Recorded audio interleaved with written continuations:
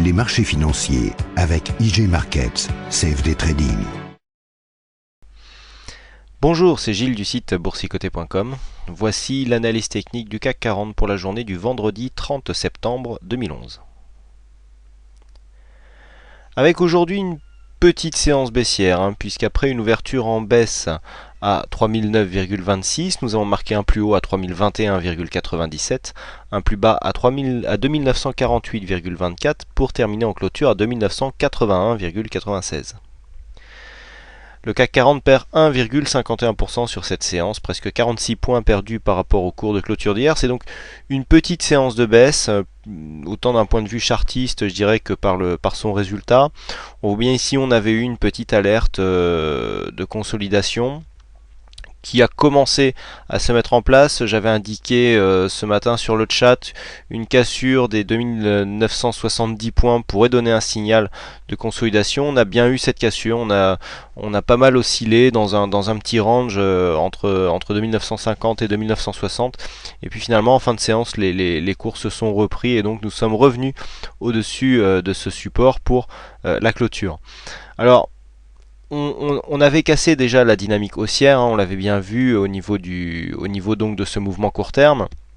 Je vous avais indiqué hier qu'on avait une phase d'essoufflement. J'avais personnellement des petits signaux de baisse. Bon ben voilà, on vient matérialiser ces signaux aujourd'hui. Alors pour l'instant, je dirais qu'il n'y a pas de grosse alerte, c'est vraiment un mouvement purement technique. On pourrait aller venir chercher ici l'ancienne zone de résistance baissière comme un support pour remonter. Là pour l'instant, on sent que les marchés se cherchent. On est revenu ici sur des niveaux qui semblent être devenus des niveaux d'équilibre. Et puis on oscille depuis maintenant 4 séances. Depuis que nous sommes remontés ici au-dessus de 1970 points, on oscille ici autour de cette séance. Alors du point de vue de la tendance, je me suis permis de vous tracer ici une ligne en pointillé noir qui commence en fait à correspondre à ce qu'on pourrait appeler un biseau d'élargissement, puisque c'en est un. Voilà, nous avons des plus bas donc qui sont ici symbolisés sur des zones qui correspondaient à l'ancien support baissier du trend. Et puis nous avons donc sur la partie haute des zones de plus haut qui commencent à bien nous former une ligne de résistance. Donc un biseau d'élargissement, vu qu'il est orienté plutôt à la baisse, puisque la ligne supérieure est baissière, ça serait une figure de retournement à la hausse. On voit que le biseau est très peu dynamique, c'est-à-dire il n'y a pas un écart qui se fait d'une manière forte. Donc la figure elle-même en même temps n'est pas très baissière. On voit que bien par rapport au mouvement, on descend quand même relativement doucement.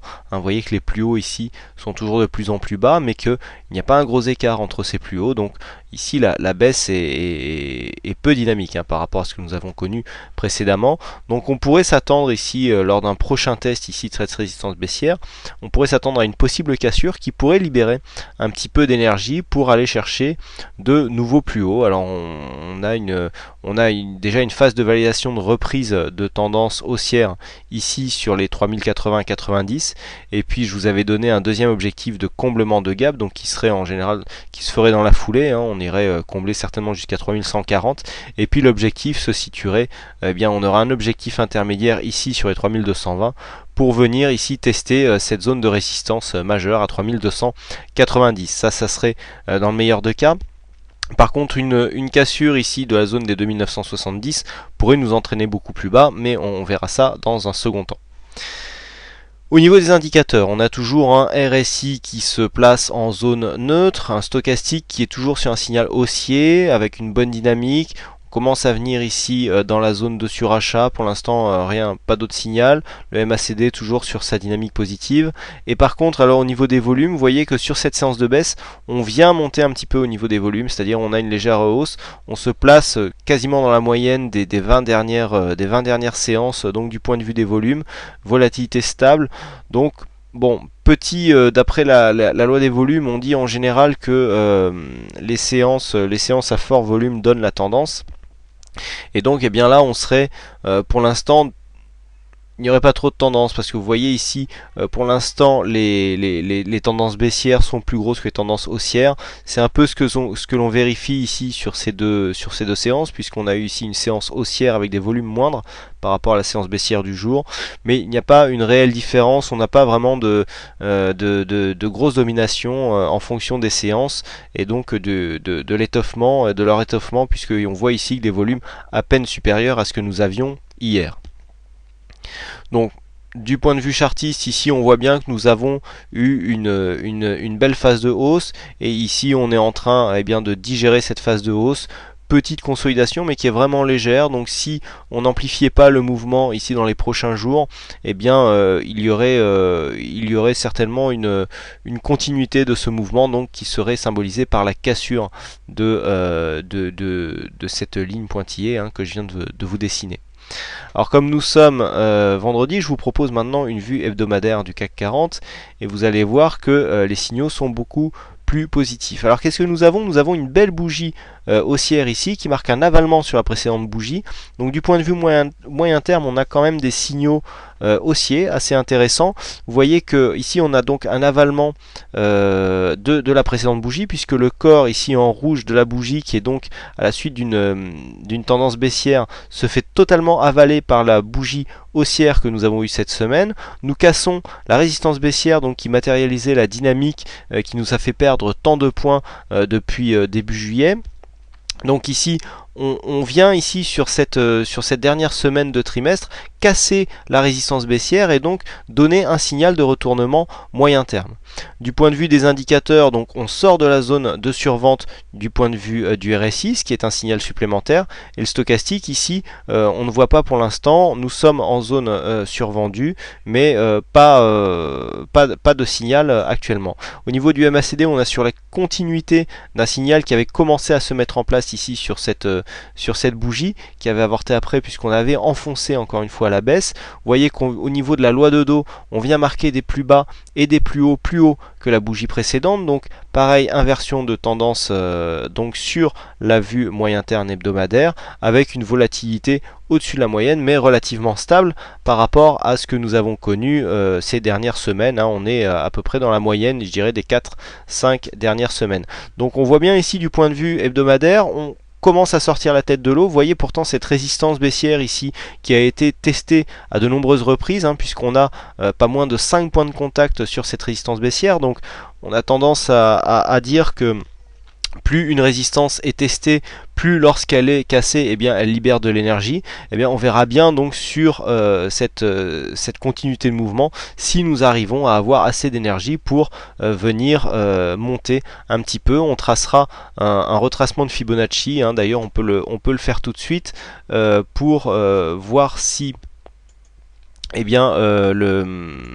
voilà, si les tracés nous donnent quelque chose d'intéressant. Donc on part toujours de la tendance la plus directe, et puis lorsque l'on vient, voilà, on s'aperçoit que nous sommes pour l'instant sous la zone des 23,6, donc il n'y a pas encore du point de vue des Fibonacci de début de reprise de rebond technique, puisque nous clôturons sous les 23,6, mais vous voyez que un dépassement de la zone des 3007, donc on sent que pour la semaine prochaine c'est largement possible, encore faudrait-il qu'il y ait une impulsion, on viendrait ici dans une phase de rebond technique avec un objectif à 3201 points, donc quasiment le même objectif que ce que nous avons en journalier, puisque je vous rappelle que nous avons un objectif à 3220. Donc c'est un objectif moyen terme, 38,2, qui ne remettrait pas encore en cause le fond de la tendance, je dirais moyen long terme. Mais on a quand même là, on commence à avoir des signaux d'une possible reprise technique. Donc voilà ce que l'on peut dire sur la vue hebdo. Donc pour revenir sur la vue journalière, nous avons donc du point de vue chartiste, tant que nous ne cassons pas ici le support d'une manière je dirais pérenne, il y a une possibilité technique de revenir au-dessus comme ça, de cette zone de résistance baissière ici, puisque, eh bien, je le rappelle, biseau d'élargissement normalement assorti haussière. Par contre, une invalidation et donc une cassure dès 2970 suivie d'une cassure assez rapide dès 2890, eh bien, donnerait bon, un petit coup de pied dans la fourmilière, quoique vu l'amplitude effectivement de ce biseau d'élargissement, on pourrait revenir chercher assez loin de l'élan pour revenir casser à la hausse, mais nous n'en sommes pas encore là. Il y a des signaux encore baissiers qui sont apparus ce soir, donc sur cette clôture. Je conseille aux abonnés de vérifier sur le forum. Et puis, comme nous sommes à la fin du mois, eh bien, je vais me permettre de faire un petit point sur le portefeuille donc boursicoté, donc géré sur le site Boursematch. Alors, on a fait une petite perte ce mois-ci puisque bien là, on n'a pas réussi à trouver de titres à la hausse qui était assez dynamique pour compenser la baisse. Donc la performance est négative, mais on va voir que par rapport au marché, on s'en sort bien quand même. Voilà, donc sur le mois, donc sur un mois, on fait moins 0,83%. Pour un CAC 40 qui fait moins 8,93, donc on voit qu'on a encore un différentiel de 8,1% sur un mois, ce qui n'est pas mal.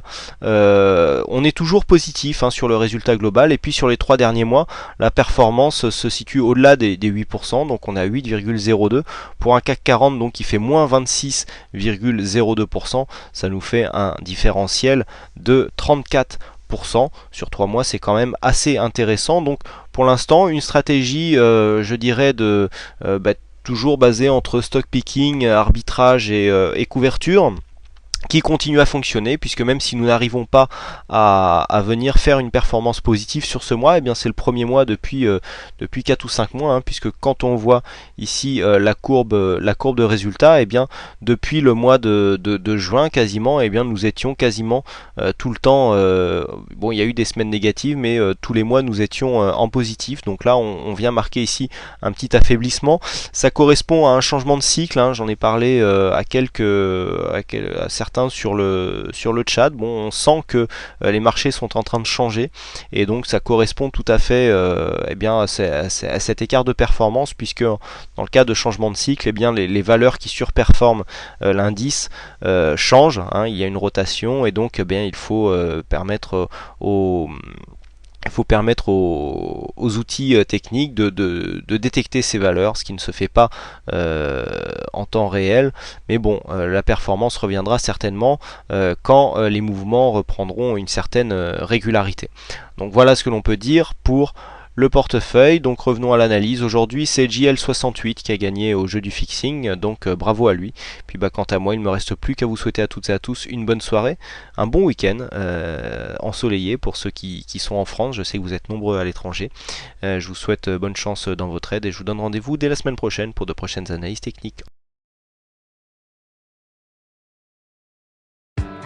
Les marchés financiers avec IG Markets, CFD Trading.